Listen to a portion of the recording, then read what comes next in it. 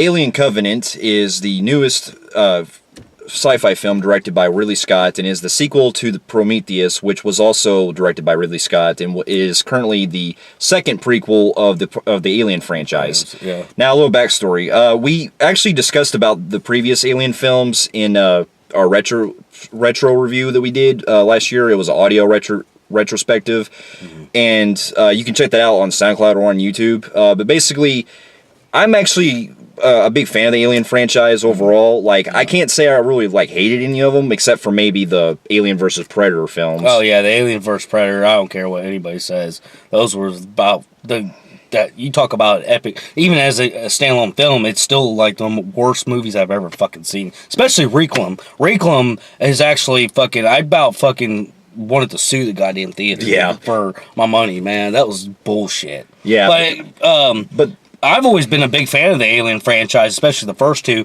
and I kind of see Aliens like I see Terminator 2 Judgment Day. I think it's the best of the series. Aliens, the second one. Well, and that's the thing, too. When the original Alien came out, it struck new ground for science fiction films, especially from director Ridley Scott, and how you can make like a science fiction movie and make it like pretty much a horror film. Yeah. You know, and with this one... I love the first one. And, you know, when Prometheus came out, it was actually a film that a lot of people were kind of thrown off when it came out because it was a film that was trying to do its own thing, but at the same time, it was having a lot of conflicts because it was also trying to be an Alien prequel. Yeah. So with this one, and when Prometheus came out, it got very split with a lot of audiences. It got praised by critics, but when audiences watched it, they were kind of really confused on whether or not this was supposed to be like adding... whether this was supposed to be more of an Alien prequel or if it was trying to do its own thing. And I will say that I was... It took me quite a few years to get into it. I was one of the guys that really hated the movie, but after really putting it together and see what they're doing, I now see and I give it a little bit more credit than I did before. It was kind of like how I did with Halloween 3 Season of the Witch. It took me many years to not get... I mean, you still couldn't talk me into liking that movie until I started getting rid of the Halloween name and just see a Season of Witch, and it's not that bad. So that goes in my list of movies that actually took years for me to grow on. Yeah. So, you know, I've gave it a bad score, but I mean, you can give something a bad score and it can grow on to you in the future. Yeah. It happens. And there's movies that you praise and you're like, oh, fuck. Yeah. I gave that too high of a score, and I've done that too. So this is one of those rare occasions where, you know what, after so many years, and I gave it a try a couple weeks ago, I was like, you know what, after dozens of try, I'm starting to see what they're doing. Yeah, because... Now, it's still kind of mixy with me, because, you know, they draw, it's pacing for the first half, but I still give it a lot better points than I did before. Yeah, and with the first film, I can see why a lot of people were thrown off by it, because it was trying to do a whole plot basically involving engineers and the exploration of life. And so when this film, Alien Covenant, was coming out, because the biggest problem with a lot of fans from the first Prometheus was the fact that a lot of questions weren't answered, and there were a lot of things that weren't explored, basically, with Alien. And so with this one, it got us hyped because we wanted to see more of what they can do to basically expand more on the Alien series itself. Yeah, and not only that, because they were running with that poster of like it was going to be a straight out Alien film. You know, like people were like getting more hyped. Yeah, and with director Ridley Scott coming back, it's basically assumed now that following this one that we would see, you know, something that would be more unique and a new fresh take on the adding to the layer of the franchise. Which he's getting ready to do a bunch of these movies, by the way. Yeah, and so with this one, we have this story actually begins about 10 years after the events of Alien. Or I'm sorry, Prometheus. It takes place 10 years after Prometheus, and we're not going to spoil anything, so this would be a non-spoiler review. So basically, we have it to where the android this time is Walter, who's portrayed also by Michael Fassbender, and he's with a colonist group who is on their way to explore this different planets to basically find one that's habitable. Yeah, so, and they're carrying like. They're carrying not only the crew, but they're carrying like 2,000 people. So it's kind of like, you know, Star Trek Into Darkness, where they got him in this little capsule thing where they're all sleeping, and he's just trying to find an area for his people. And that's what these colonists are basically doing. and they find one planet that's they ended up getting some kind of interception from one of their helmets. Yeah, and they're on their way to Orion or something that's 7 years away. Yeah, I forgot the name of it, but it's basically a planet that they get a distress signal on.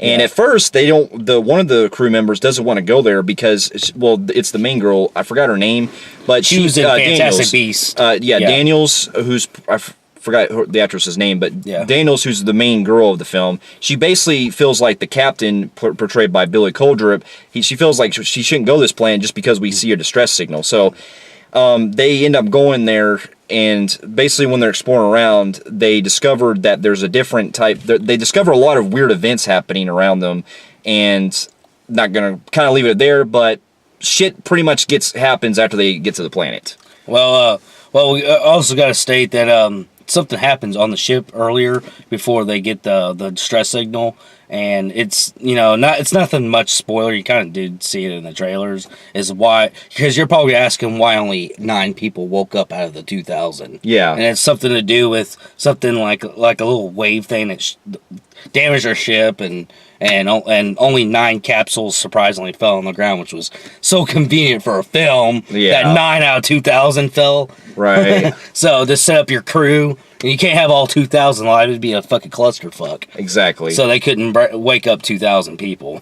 Yeah, I gotta tell you right now though, this film has been getting pretty much the same reactions that Prometheus has. Yeah. It's been getting praise from critics, but this is also a very mixed reception from audiences in general. So I'll say that this film, it's flawed, but I don't think it's made out to be as bad as what people are putting it out to be. I think people are over exaggerating their hate for this film, but to me, it's kind of average for me.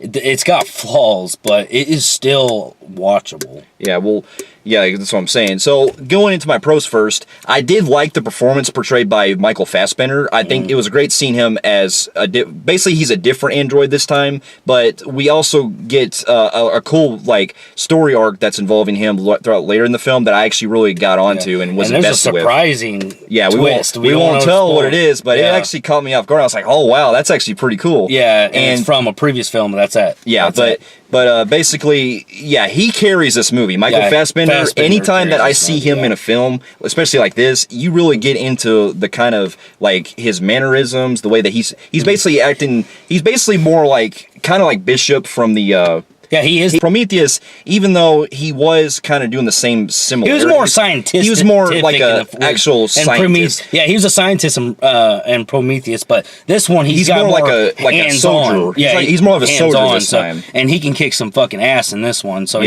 he's throwing people around and fighting some big old things. But there's also, like we said, there's another twist. I also liked how space looked in this. It was beautifully shot. Yeah. The cinematography is amazing. That planet is freaking gorgeous. The bleak look of this planet, especially when it shows in the rain and the different parts of the forest and the loop waters and everything. I really do enjoy the way that both this and Prometheus, that Ridley Scott manages to make his films his cinematographer make the films visually compelling. Yeah. And I was actually surprised this wasn't 3D because I actually wanted to see how this would have been like. And surprising enough, our town did have it in 3D for one showing for 9 o'clock.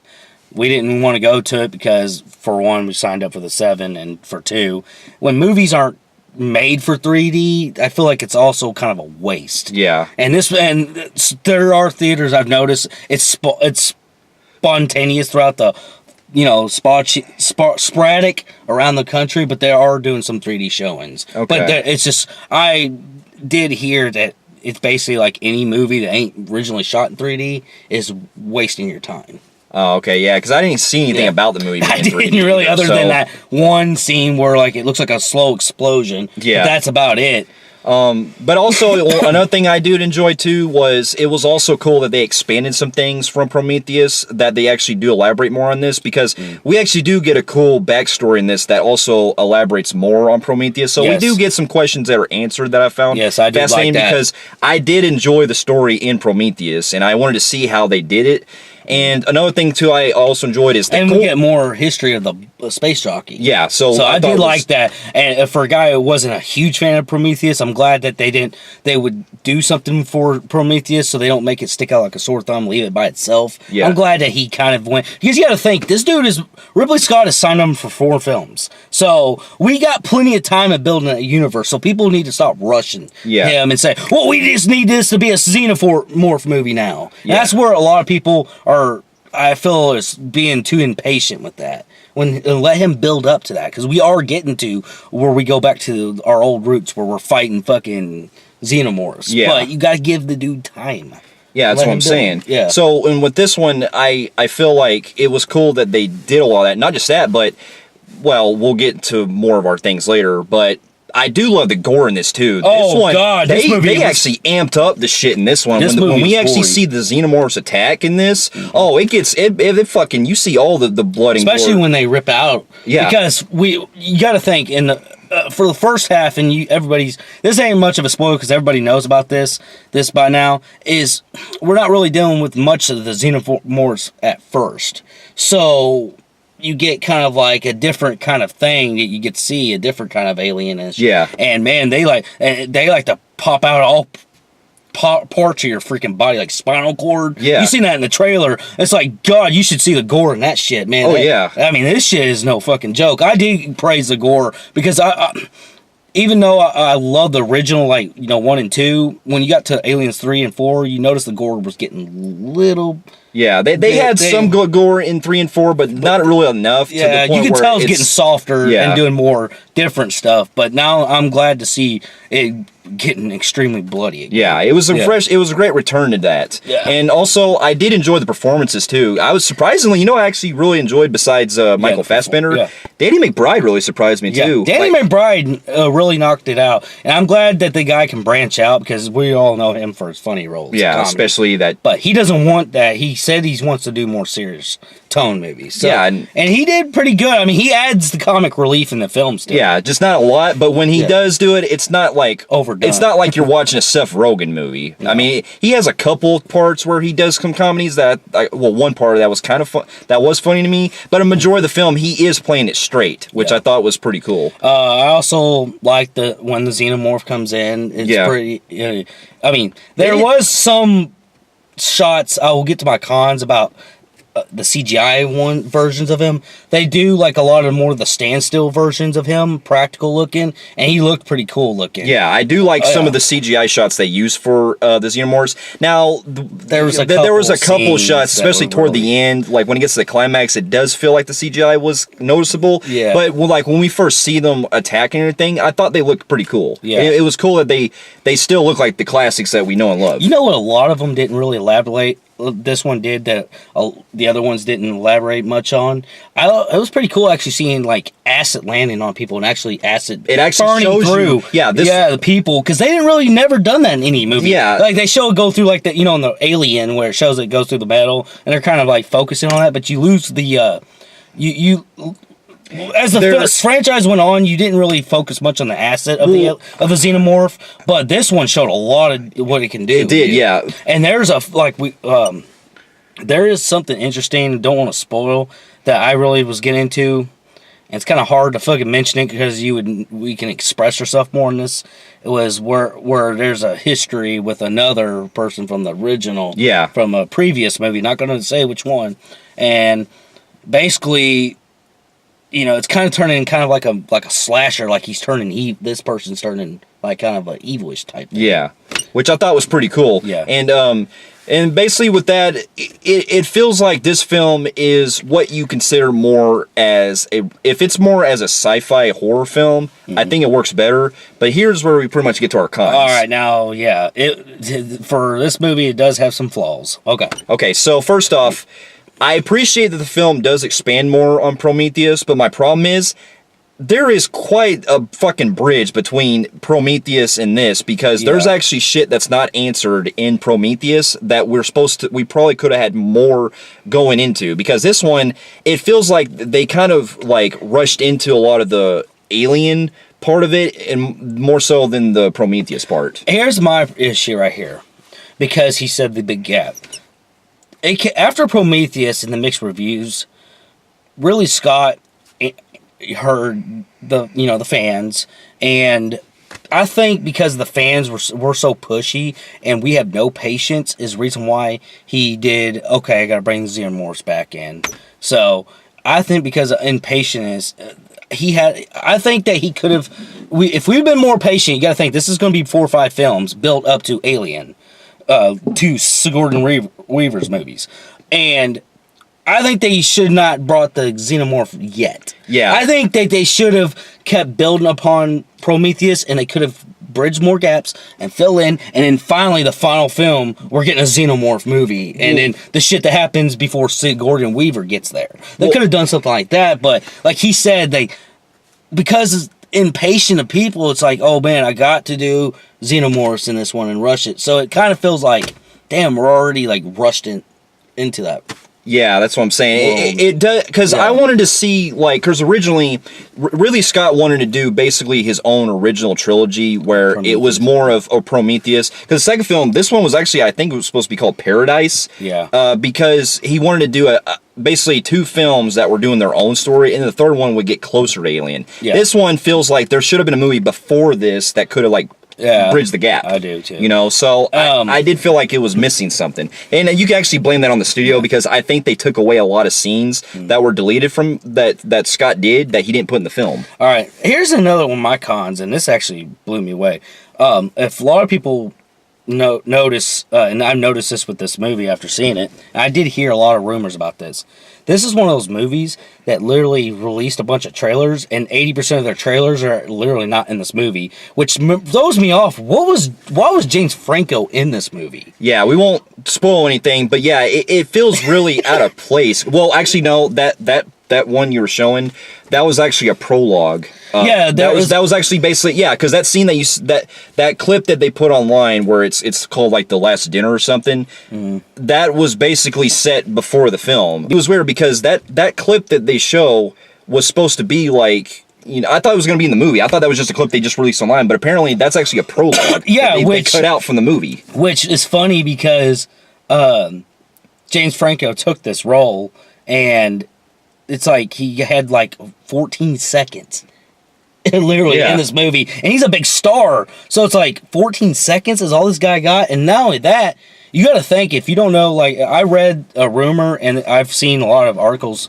say this is true, he actually was supposed to be the main character in Predators, the next Predator movie. He turned that movie down for this. I didn't know that. Yeah, he was actually going to take the starring role in Predators. Huh. And he turned that down, and he only got like... Well, yeah, I want to know why he did that. I do want to kind of question if he did have like scenes that were cut out, because it makes me kind of question about that. Yeah, because like...